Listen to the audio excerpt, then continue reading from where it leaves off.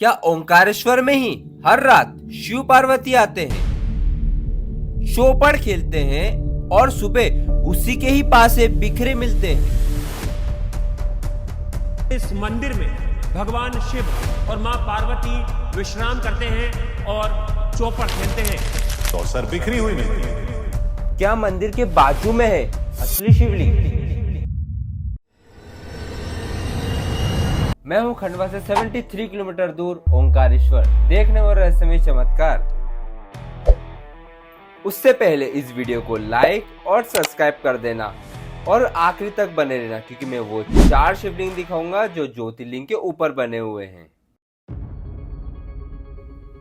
जी हाँ, इस ज्योतिर्लिंग के ऊपर एक नहीं बल्कि 4 शिवलिंग बने हुए हैं। फर्स्ट फ्लोर पर है महाकालेश्वर, सेकंड फ्लोर पर है सिद्धनाथ, थर्ड फ्लोर पर है गुप्तेश्वर और फोर्थ फ्लोर पर है ध्वजेश्वर। यहाँ जाने की अनुमति हर किसी के पास नहीं है।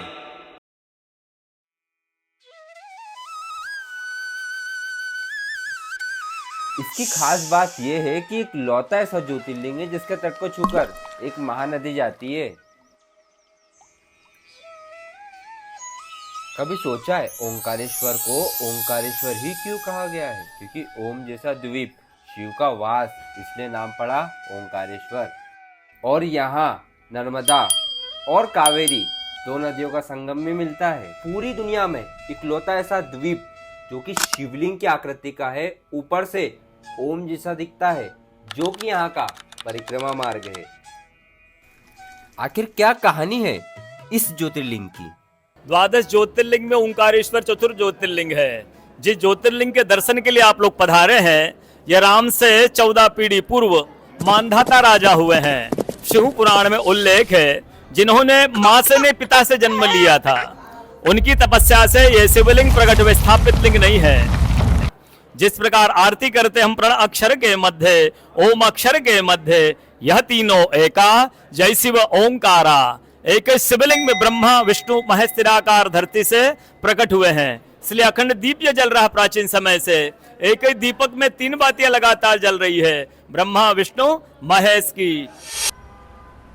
ममलेश्वर मंदिर, जिसे अमलेश्वर मंदिर भी कहा जाता है, कहते हैं ज्योतिर्लिंग का हिस्सा है। इसके बिना आपकी यात्रा अधूरी है।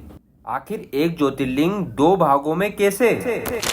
एक कथा के अनुसार बरसात के दिनों में ओंकारेश्वर का शिवलिंग नर्मदा नदी में डूब जाया करता था, जिससे श्रद्धालुओं के लिए पूजा करना कठिन हो जाता था।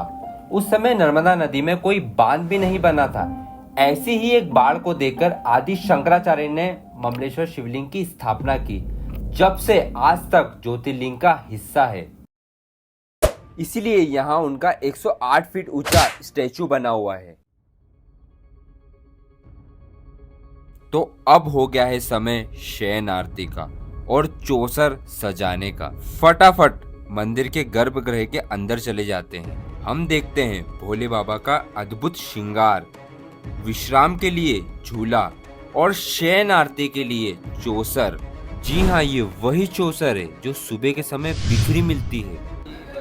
ये 3 और मैं वेट ही कर रहा हूँ मंदिर ओपन होने का और सुबह होने का, कि कब मंदिर खुलेगा और मैं कब वो चमत्कार देखूंगा। सुबह होते ही बिना टाइम वेस्ट किए मैं आ जाता हूँ मंदिर। अब कुछ पल की ही बात है वो पौराणिक रहस्यमय चमत्कार को देखने का। और जैसे ही मैं मंदिर के गर्भगृह के अंदर गया, मैंने देखा आपने एक शिवलिंग के दर्शन तो कर ही लिए, तो मैं आपको 4 शिवलिंग के दर्शन भी करा ही देता हूँ। ज्यादातर सभी भक्त फर्स्ट फ्लोर तक जाते ही नहीं। 4 शिवलिंग में से बस यही हमेशा खुला रहता है, जहां सभी को जाने की परमिशन है। यही है वो महाकालेश्वर महाराज, जो कि फर्स्ट फ्लोर पर है। पंडित जी, ये कौन से महाकालेश्वर महाराज हैं। माता पार्वती जी, बाबा की अखंड ज्योत है, बाबा की दान पेटी है और बाबा का सेवक है। तो इसके ऊपर भी शिवलिंग इसके ऊपर सिद्धनाथ है, फिर गुप्तेश्वर है, फिर ध्वजेश्वर है। तो 5 मंजिला बना हुआ है। हाँ, नीचे ओंकारेश्वर हाँ। दूसरे पे महाकालेश्वर, तीसरे पे सिद्धनाथ, चौथे पे गुप्तेश्वर, पांचवें पे धजेश्वर। अच्छा। जी हाँ। अब मैं जा रहा हूँ सेकंड फ्लोर पर। स्पेशल मैंने वीडियो शूट करने के लिए ही यहाँ परमिशन ली है। और ये है सिद्धनाथ महाराज, जो कि है सेकंड फ्लोर पर। बहुत सकड़ा रास्ता है, तो हम जा रहे हैं तीसरे शिवलिंग को देखने। और ये है गुप्तेश्वर महाराज। गुप्त है इसलिए ये थर्ड फ्लोर पर है। बहुत कम ही लोग यहाँ तक आ पाते हैं। फोर्थ फ्लोर तक आते आते खड़ी सीढ़ियाँ आ गई थी। वहाँ पूरा अंधेरा था, बिना फ्लैश लाइट जलाए कुछ भी नहीं दिख रहा था, पर मन में एक एक्साइटमेंट थी वो आखिरी शिवलिंग देखने की। और ये है सबसे ऊपर विराजे ध्वजेश्वर महादेव। पर मेरे मन में एक सवाल अभी भी है, शिवलिंग के सामने नंदी महाराज विराजमान क्यों नहीं, वो बाजू में क्यों है? आक्रांताओं की वजह से। उस समय जब आक्रांता आए थे भारतवर्ष में, जो मुगलों का साम्राज्य रहा, उन्होंने हमारे धर्म के, हमारे मंदिरों को, बड़े बड़े ज्योतिर्लिंगों को विध्वंस किया, उन्होंने क्षति पहुँचे। उस समय हमारे जो रहे राजा शासन काल में, उस समय परिस्थिति में, तो उन्होंने ऐसा रखा ताकि जो मुगल हैं, जो आक्रांता हैं, वो हमारे मंदिर को क्षति पहुंचा। इस वजह से नंदी से हटकर रख दिया, उसका ध्यान बांट दिया। इस वजह से ओंकारेश्वर ज्योतिर्लिंग में नंदी अलग बैठे हैं और गर्भगृह अलग है हटकर शिवलिंग। ये उसकी कथा है, उसकी ये इतिहास है उसका।